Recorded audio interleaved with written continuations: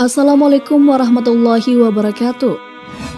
Mungkin ini adalah pertemuan sakral yang dialami oleh Profesor Dr. Haji Qadirun Yahya MSc, seorang angkatan 1945, ahli sufi, ahli fisika dan metafisika, dan pernah menjabat sebagai Rektor Universitas Pancabudi Medan dengan Presiden RI pertama Insinyur Soekarno. Ia bersama rombongan saat itu diterima di beranda Istana Merdeka sekitar bulan Juli 1965. Bersama dengan Profesor Insinyur Brojonegoro ALM Profesor Dr. Syarif Tayyip, Bapak Suprayogi, Admiral John Lee, para Sucipto Besar, Kapolri, Duta Besar Belanda. Wah, pagi-pagi begini saya sudah dikepung oleh 3 profesor-profesor. Kelakar Insinyur Soekarno membuka dialog. Kemudian Soekarno mempersilahkan rombongan tamunya duduk. Profesor Qadirun Yahya, silakan duduk dekat saya, pinta Soekarno terkesan khusus. Profesor, saya dengar tentang engkau sudah sejak 4 tahun, tapi baru sekarang aku ketemu engkau. Sebenarnya ada sesuatu yang akan aku tanyakan padamu, kata Soekarno dalam bahasa Belanda. Ya, tentang apa itu Bapak Presiden? Tentang sesuatu hal yang sudah kira-kira 10 tahun. Saya cari-cari jawabannya tapi belum ketemu yang memuaskan.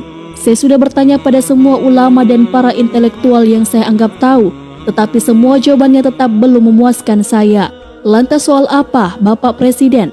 Saya bertanya terlebih dahulu tentang yang lain. Sebelum saya majukan pertanyaan yang sebenarnya, jawab Presiden Soekarno. Baik Presiden, kata Profesor Qadirun Yahya. Manakah yang lebih tinggi, Presiden atau Jenderal atau Profesor dibandingkan dengan sorga? Tanya Presiden. Sorga, jawab Profesor Qadirun Yahya. Of course, setuju, balas Presiden terlihat lega. Menyusul Presiden bertanya untuk soal berikutnya, lantas manakah yang lebih banyak dan lebih lama pengorbanannya antara pangkat-pangkat dunia yang tadi dibandingkan dengan pangkat sorga, tanyanya. Untuk Presiden, Jenderal Profesor harus berpuluh-puluh tahun berkorban dan berabdi pada negara, nusa dan bangsa atau pada ilmu pengetahuan. Sedangkan untuk mendapatkan sorga harus berkorban untuk Allah segala-galanya. Berpuluh-puluh tahun terus-menerus, bahkan menurut agama Hindu atau Buddha harus beribu-ribu kali hidup dan berabdi. Baru barangkali dapat masuk nirwana, jawab Profesor Qadirun. Akors, kata Bung Karno, panggilan akrab Presiden. Sekarang baru dapat kutangkap engkau Profesor, lanjut Bung Karno. Tampak mukanya cerah berseri dan kelihatannya Bung Karno belum ingin cepat-cepat masuk ke pokok masalah. Saya cerita sedikit dulu, kata Bung Karno. Silakan Bapak Presiden. Saya telah melihat teman-teman saya meninggal dunia lebih dahulu dari saya dan hampir semuanya matinya jelek karena banyak dosa rupanya. Saya pun banyak dosa dan saya takut mati jelek.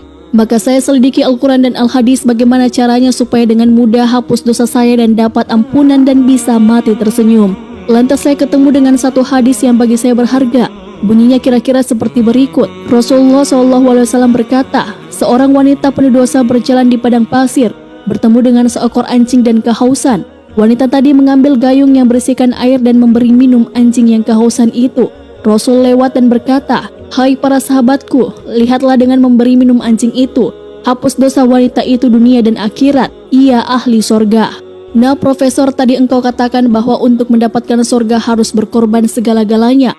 Berpuluh-puluh tahun untuk Allah baru dapat masuk sorga, itu pun barangkali. Sementara sekarang seorang wanita yang berdosa dengan sedikit saja jasa, itu pun pada seekor anjing pula, dihapuskan Tuhan dosanya dan ia ahli sorga. How do you explain it, Profesor? Tanya Bung Karno lanjut. Profesor Qadirun Yahya terlihat tidak langsung menjawab. Ia hening sejenak lantas berdiri dan meminta kertas. Presiden, tadi Bapak katakan dalam 10 tahun tak ketemu jawabannya. Coba kita lihat.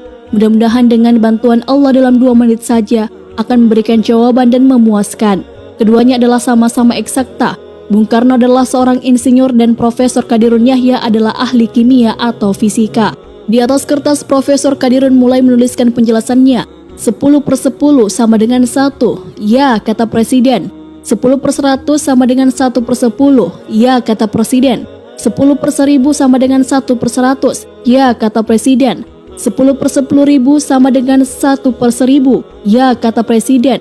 10 per tak terhingga sama dengan 0, ya kata Presiden. 1 juta per tak terhingga sama dengan 0, ya kata Presiden. Berapa saja tambah apa saja per tak terhingga sama dengan 0, ya kata Presiden. Dosa per tak terhingga sama dengan 0, ya kata Presiden. Nah lanjut Prof, 1 kali tak terhingga sama dengan tak terhingga, ya kata Presiden. 1/2 kali tak terhingga sama dengan tak terhingga. 1 zarah kali tak terhingga sama dengan tak terhingga, ya kata Presiden.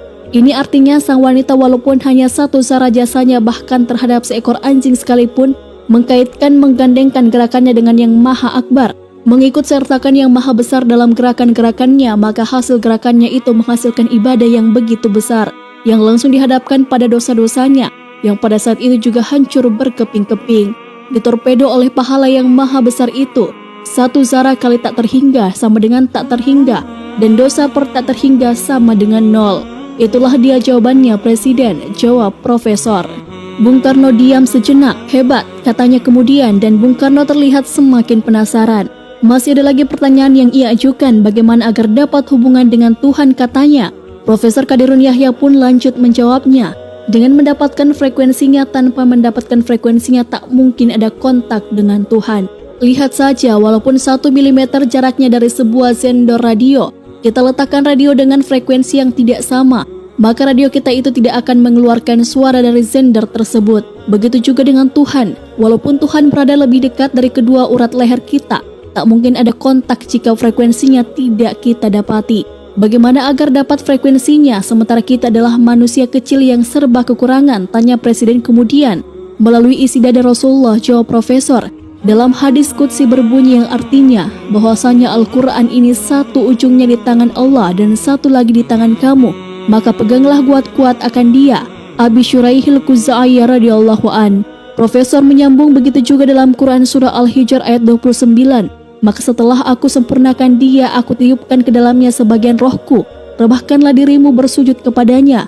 Nur ilahilah yang terbit dari Allah sendiri adalah tali yang nyata antara Allah dengan Rasulullah. Ujung nur ilahi itu ada dalam dada Rasulullah. Ujungnya itulah yang kita hubungi. Maka jelas akan kita dapat frekuensi dari Allah Subhanahu wa Ta'ala, kata Profesor. Profesor melanjutkan, lihat saja sunnatullah, hanya cahaya matahari saja yang satu-satunya sampai pada matahari. Tak ada yang sampai pada matahari melainkan cahayanya sendiri. Juga gas-gas yang saringan-saringan tak akan ada yang sampai matahari. Walaupun elegansi seperti xenon, krypton, argon, helium, hidrogen dan lain-lain semuanya vakum. Yang sampai pada matahari hanya cahayanya, karena ia terbit darinya dan tak bercerai siang dan malam dengannya. Kalaulah matahari umurnya 1 juta tahun, maka cahayanya pun akan berumur 1 juta tahun pula.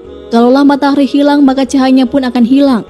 Matahari hanya dapat dilihat melalui cahayanya, tanpa cahaya matahari pun tak dapat dilihat. Namun cahaya matahari bukanlah matahari. Cahaya matahari adalah getaran transversal dan longitudinal dari matahari sendiri atau Huygens, jelas Profesor. Profesor menyimpulkan, dan Rasulullah adalah satu-satunya manusia akhir zaman yang mendapat nur ilahi dalam dadanya. Mutlak jika hendak mendapatkan frekuensi Allah, ujung dari nur itu yang berada dalam dada Rasulullah harus dihubungi. Bagaimana cara menghubungkannya sementara Rasulullah sudah wafat sekian lama, tanya Presiden.